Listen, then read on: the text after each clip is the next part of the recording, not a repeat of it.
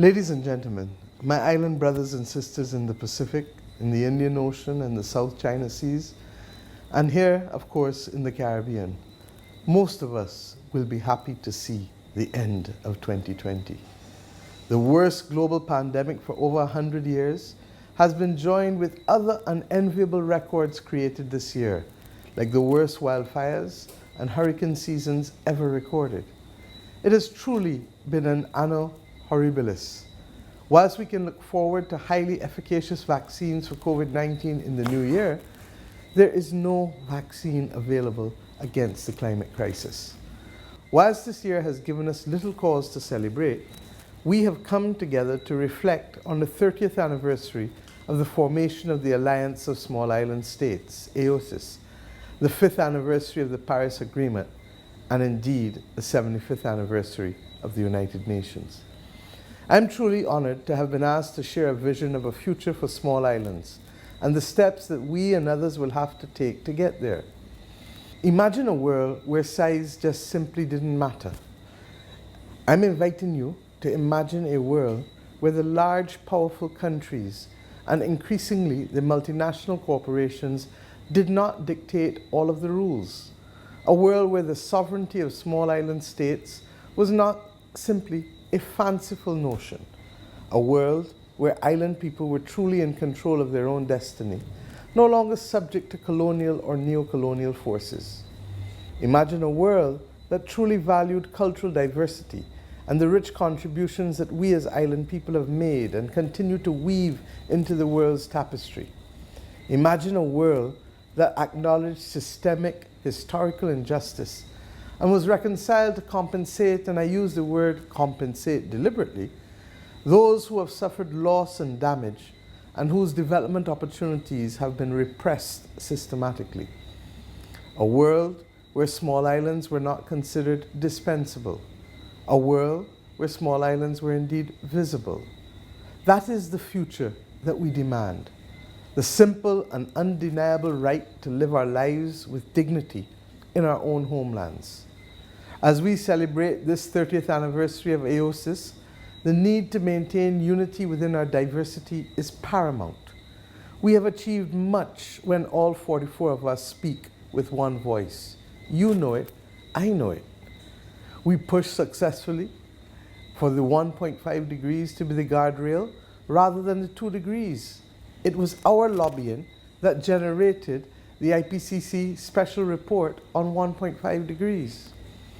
Our constant representation has caused our special circumstances to be recognized both with the context of climate change and sustainable development, from the Barbados Programme for Action in 1994 to today's Samoa pathway. We are also the stewards of the oceans and lead the world in ocean conservation and the concepts of a blue economy. However, despite these laudable achievements, the challenges we face as small islands would force us to rethink, to reevaluate how best we can collectively ensure our very existence. And this is 30 years after we predicted that this would grow into a full-blown climate crisis. Perhaps AOSIS should now engage the climate crisis on multiple fronts, in addition to within the designated United Nations silos. Climate change is both a human rights issue and a national security issue, and should be addressed in those areas as well. I posit, therefore, that most aspects of our foreign policies and trade relations should be coordinated and influenced by the existential threat climate change has posed. We should strengthen our internal capacities to generate and interpret our own climate data and to provide scientific evidence to our policymakers and negotiators. Strengthen South-South cooperation and dissemination of best practices among small island developing states.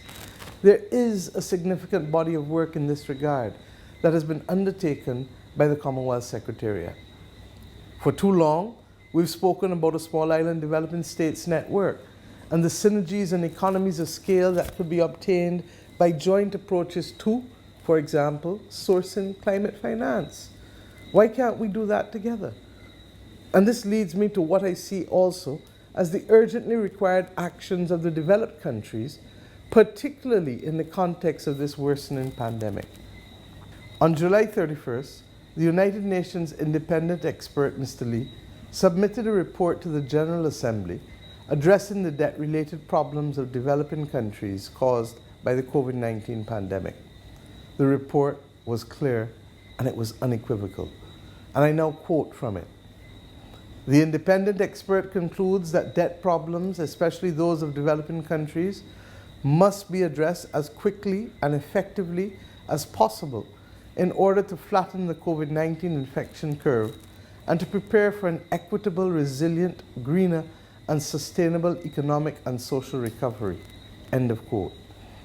Of significant interest to our small island developing states, especially those of us that are deemed as middle-income countries and denied access to most forms of official development assistance based on antiquated and inappropriate metrics, the independent expert called for, amongst other things, sovereign debt restructuring and debt cancellation, an injection of liquidity into developing countries, a fresh allocation of drawing rights, and a wider vulnerability index to ensure that debt service does not undermine the enjoyment of human rights or the attainment of the Sustainable Development Goals in all developing countries. Not only do I agree with the independent expert, especially on the need to review how we determine vulnerability, but I must say to you that this is exactly what we in the Caribbean community have been calling for since early in the year.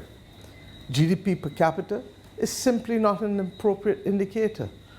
Through several intergovernmental processes dating back to a few decades, small states have been consistently calling on the international community to integrate vulnerability metrics into their assistance criteria.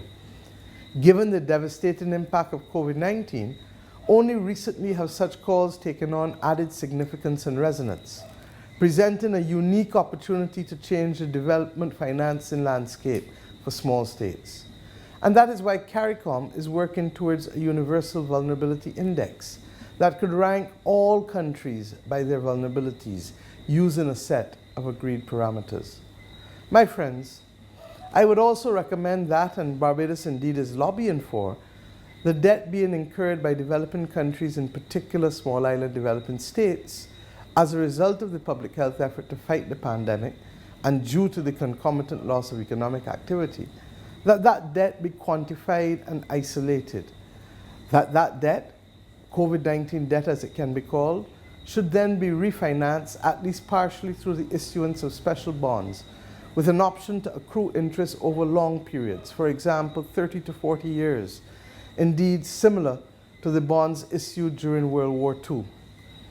Many of our development partners are failing to live up to the promises they made under the Monterey Consensus and failing to provide the climate finance that was promised first under the Climate Change Convention and then indeed under the Paris Agreement. It is extremely unfortunate that due to the pandemic, scheduled negotiations have not commenced this year on a new collective climate finance goal for 2025. We need urgent action. We commend the efforts to date of the G20 countries, the United Nations, and indeed especially the International Monetary Fund and the World Bank. But much more is needed, and much more quickly. We need fresh approaches and new thinking, and that is why Barbados has volunteered to be the smallest nation to ever host a meeting of the United Nations Congress on Trade and Development. And that is why I personally have accepted the nomination to co-chair, along with the Minister of Finance from Uruguay, the Development Committee of the IMF and the World Bank for the next 2 years. There is much work to be done, and our survival as small island developing states depends on it. How can decisions about our future be made without us? The most vulnerable among us must have a seat at the table when major policy options are being negotiated. For too long, our voices have not been heard. As I said when I delivered the Raoul Prebisch lecture in Geneva last year, we may be invisible to some, but trust me, we are certainly not indispensable. Now more than ever, there is a need for a financial architecture and a governance mechanism to mount a global Marshall Plan to prevent vulnerable countries from spiraling downwards with ever-increasing debt in the immediate future, and to mount a green recovery to avert the climate crisis. My friends, I'm sure that you would agree that over the past 2 decades, confidence in the role of multilateralism has steadily eroded. This is regrettable and in no way helps the condition of small island developing states. As the world searches for something or someone to blame for the growing inequality, cultural populism is regrettably on the rise across the Americas, across Europe and Asia. The COVID-19 pandemic and the climate crisis are shining a harsh light on the existing fault lines in our global economic system. So what type of future do we want, and are we capable of creating? In 2007, the Canadian author Naomi Klein wrote about shock doctrine, the exploitation of a disaster to push through economic policies when the citizenry was still in a daze and unable to resist. She used the term in a negative sense.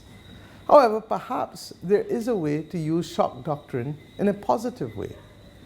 The world has been presented with an unprecedented opportunity to reset, to reboot, to choose a more sustainable path, to acknowledge in the context of the climate crisis or in the context of reparations for the impacts of colonialism that there are truly no developed countries, just wrongly developed countries that must change, and developing countries that must avoid and adapt to the consequences of the mistakes made by rich countries.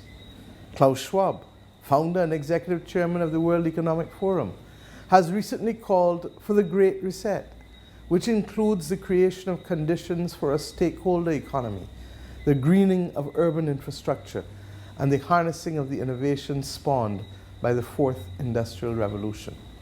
Let us make sure that no island is left behind in the Great Reset. Now is the time to end fossil fuel subsidies, for debt forgiveness, and for the creation of innovative financial instruments to reverse the widening gap of inequality. Now is the time to regain our respect for science and our humility towards Mother Nature, to rediscover our common humanity, and to build a new economic system. A system that does not rely on the exploitation of the world's most vulnerable people, nor indeed of the earth itself.